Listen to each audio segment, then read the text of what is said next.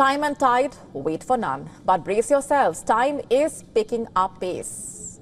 In fact, our planet seems to be in a hurry. Scientists are warning that the Earth is spinning faster over the coming months, shortening several days. In fact, tonight, the 9th of July, promises to be the shortest day ever recorded, thanks to the moon's unique alignment with our planet. Take a look.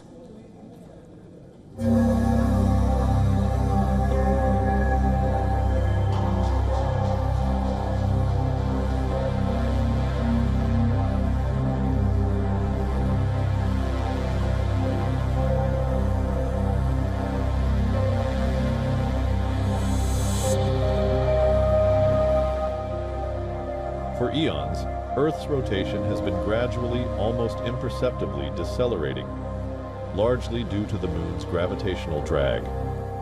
This cosmic tango has been the bedrock of our understanding of planetary mechanics. Yet since around 2020, this millennia-long trend has shockingly reversed. Our planet has been spinning progressively faster, culminating in today's record-breaking brevity, with July 9th shortened by up to 1.6 milliseconds. This tiny fraction of a second, imperceptible to human senses, is a big anomaly to the ultra-precise atomic clocks that govern our global timekeeping. Scientists are baffled. This isn't the usual slowing under tidal drag, it's the opposite. Scientists say the reason could be a combo of the moon's distant orbital position and mysterious forces deep within Earth's core.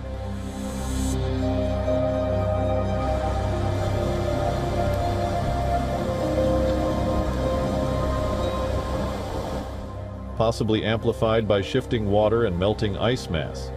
These phenomena, by subtly altering the planet's mass distribution, could indeed influence its rotational speed, much like a spinning ice skater drawing their arms in to accelerate.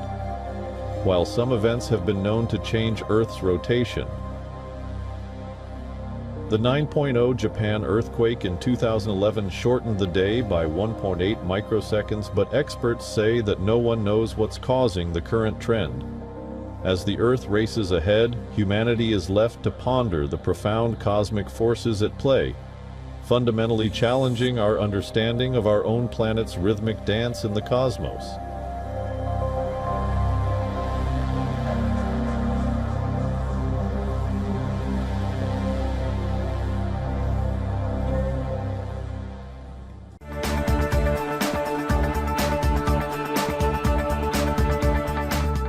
Switching gears for now, the Taiwan Strait is on edge all over again, and this time it is Taipei which is making the moves. Taiwan has launched its largest ever war drills, pulling in thousands of reservists and rolling out high-tech US weapons. And they are not alone in the region. Japan is also arming up, boosting its defenses just miles from Taiwan's coast amid the escalating tensions with China. Our next report telling you more.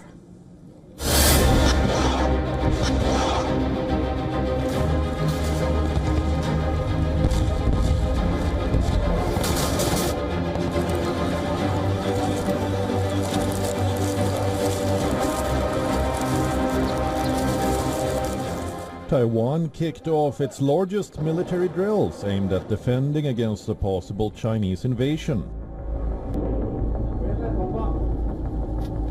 China claims Taiwan as part of its territory and has threatened to use force to seize it.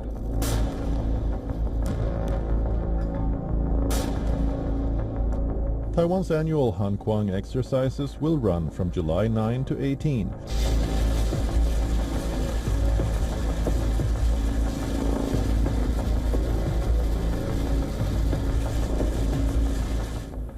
These 10 days, round-the-clock drills include over 22,000 reservists, largest mobilization Taiwan has ever seen. Camouflaged reservists are training hard, assembling rifles, handling machine guns, and running live tactical scenarios. The message is clear. Taiwan is preparing for the worst. Beijing continues to circle the island with fighter jets and warships.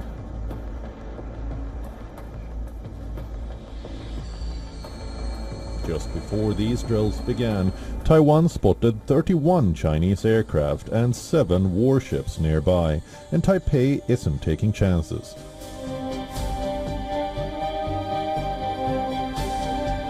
Newly arrived HIMARS rocket systems from the US will also be part of the drills. HIMARS can fire as many as 6 rockets, 2 precision strike missiles and 1 surface-to-surface guided ballistic missile, and has been extensively used by Ukraine against Russia in the Russia-Ukraine war.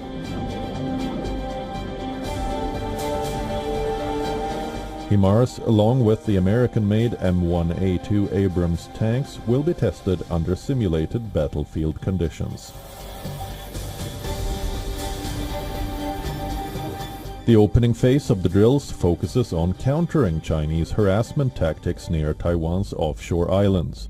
Taiwan's military is also fortifying key landing points and ports, wary of China's disguising an invasion as routine provocation, while the military will also rehearse ways to repel a beach landing, anticipating the kind of full-scale war that Chinese President Xi Jinping hinted at for the year 2027. Across the East China Sea, Japan is taking no chances either. The Japanese army has been stationing its B-22 Osprey aircraft at a brand new base in Camp Saga, strategically located near the Ryukyu Islands. This island chain is just over 100 kilometers from Taiwan, and its importance is growing fast as Tokyo braces for potential fallout from any Taiwan Strait conflict. China has been staging massive war games around Taiwan, especially since last year, and with these latest measures, both Taiwan and Japan appear to be moving from caution to war readiness. A new political chapter seems to be unfolding in Pakistan. Former Pakistan Prime Minister Imran Khan's sons are now stepping out of the shadows. Sulaiman Khan and Qasim Khan, both in their mid-20s, will now lead a global campaign demanding their father's release. And the announcement came from Khan's sister, hours after Pakistan's government tightened its crackdown on dissent. Listen to this. Imran Khan के अपने बच्चे हैं सुलेमान और कासिम, उनको ये बता दिया है कि वो अब सुनने को वो भी तैयार नहीं है। हम ही ने उनको रोका हुआ था, लेकिन अब वो पहले तो वो जा रहे हैं अमेरिका, और वो अपने जो दोस्त हैं उनसे कहते हैं अगर ये जा सकते हैं तो हम भी जाएंगे, और हम जाके बताएंगे यहाँ इंसानी हकूक़ के साथ और क्या जुल्म हो रहे हैं उनके वालिद के साथ। एक दूसरा, सुलेमान कासिम ने कहा है कि उसके बाद हम आएंगे पाकिस्तान, और वो तहरीक के अंदर अपना हिस्सा लेना चाहते हैं। Sulaiman and Qasim are Imran Khan's sons from his first marriage. In fact, Sulaiman is known to have an interest in cricket and has kept a rather low profile. His younger brother, on the other hand, voiced support for Imran Khan's party PTI during Pakistan's 2024 elections. Raised in the UK, both brothers have largely kept a distance from Pakistan politics until recently. Following Imran's 2004 divorce, the boys lived with their mother, but occasionally appeared at public events. Pakistan authorities have blocked the YouTube channel of Khan's Pakistan Tehreek-e-Insaf and banned 26 other platforms associated with the party, even from behind bars. In Rawalpindi's Adiala jail, Imran Khan remains a dominant force, galvanizing crowds, commanding support across Pakistan's diaspora.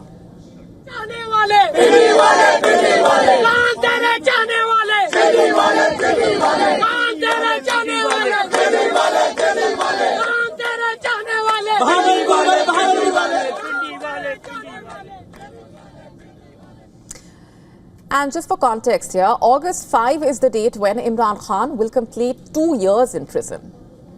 Could this be the day when the movement for Imran Khan, led by his sons, reaches its peak? Imran Khan hails from the Niazi and Burki Pashtun tribes and was Pakistan's captain, remember, when the country won its solitary ODI World Cup in the year 1992. Khan has 4 sisters and has been married thrice. He was briefly married to British Pakistani journalist Imran Khans in 2015. And since 2018, Khan has been married to Bushra Bibi, a prominent spiritual figure there. His wider family includes cousins Javed Burki and Majid Khan, both cricketers, and uncles from both lineages influential in politics and sports. With Suleiman and Qasim now at the front lines, a political dynasty appears to be taking shape with a clear mission of freeing their father and challenging Pakistan's powerful military establishment. Pakistan's political battlefield is no longer just within its borders, it has gone global. Standing in Khan's way is Pakistan's Field Marshal, Asim Munir, the man many believe holds the real power in the country. Last month itself, Munir rushed to Washington, remember, for a meeting with US President Donald Trump. And now Imran's sons are preparing to take their case to the US President and the international leaders, urging them to intervene for their father's release. This feud between Khan and Munir is an open secret. Khan has repeatedly accused him of launching a personal vendetta, even claiming that Munir turned against his wife Bushra Bibi after being ousted as head of the ISI. And since mid-2023, Khan has faced multiple graft and rioting charges, and his party, the PTI, has been systematically dismantled. PTI members contested elections as independents, and recently PTI even lost its reserved seats in the National Assembly.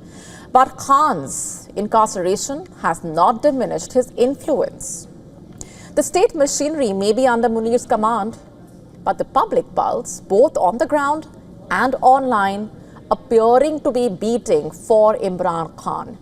The message seems to be clear here. Khan may be behind bars, but the fight is far from over, and his sons are now picking up the baton. Shifting focus now to the UK, which is battling a cannabis crisis and has declared war on the menace.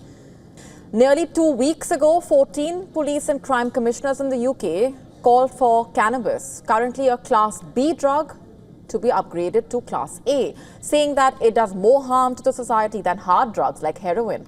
And they also said that the drug had devastating effects with more associated birth defects than the morning sickness drug that caused deformities among thousands of babies in the 1950s and 1960s. The widespread use of cannabis has been reported in several places in the UK, including public places and transport. The head of the College of Policing even saying that in his community, children are also frightened to use the bus stop because, quote unquote, it always stinks of cannabis. And one can almost sniff the dangers associated with it.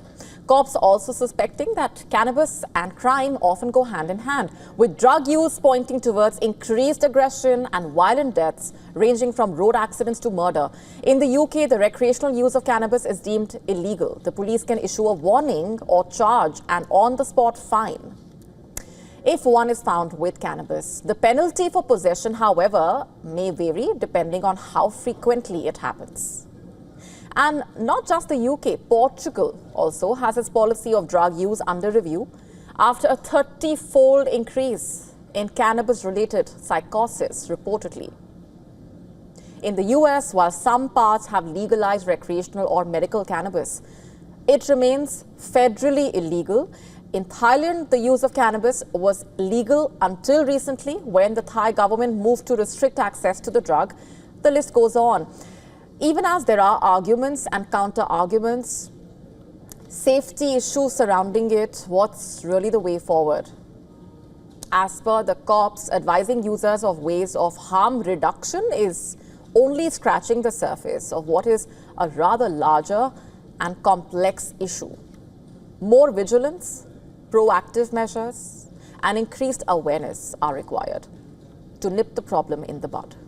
The most iconic venue in world cricket will be the stage for the third test between India and England, and the best bowler in the world, Jasprit Bumrah, will return to the Indian side for the Lord's Test. Bumrah seemed in high spirits during India's practice session on Tuesday.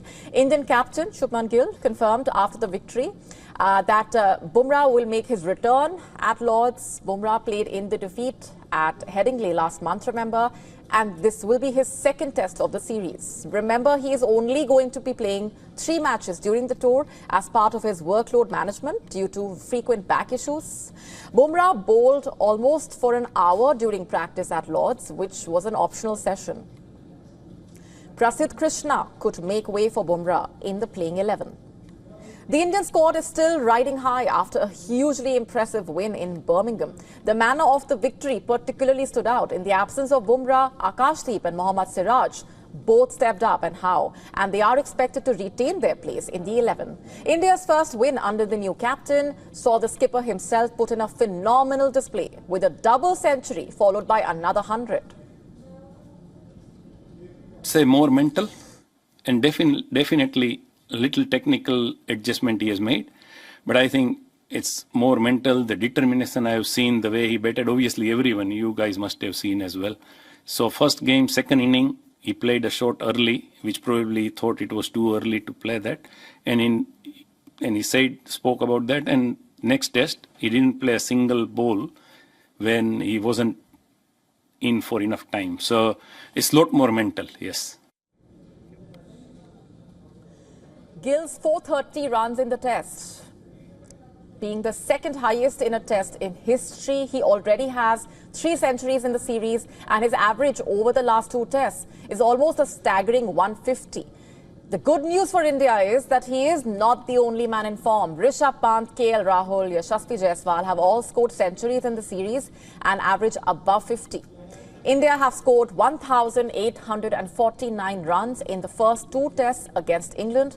It is the highest by any team across the first 2 tests of a series in history. 1,014 of those runs came in Birmingham. It was the first time India scored over 1,000 in a test match and became just the 4th team to do so, by the way. It is a remarkable achievement for the batting unit, given the fact that stalwarts Virat Kohli and Rohit Sharma both retired from Test cricket just before the series. And one man who will be feeling the pressure is Karun Nair. The middle order batter has scored 77 runs in 4 innings across the first 2 tests and remains the only one among India's top 7 not to register a 50 in the series. Nair had famously tweeted back in 2022, "Dear cricket, give me another chance." While some would argue that the chance came belatedly, it has come. It's now or never for the 33-year-old. The Lord's Test might be Nair's last opportunity, in fact, to deliver at the international level. And this time, he might not get another chance with the Indian team.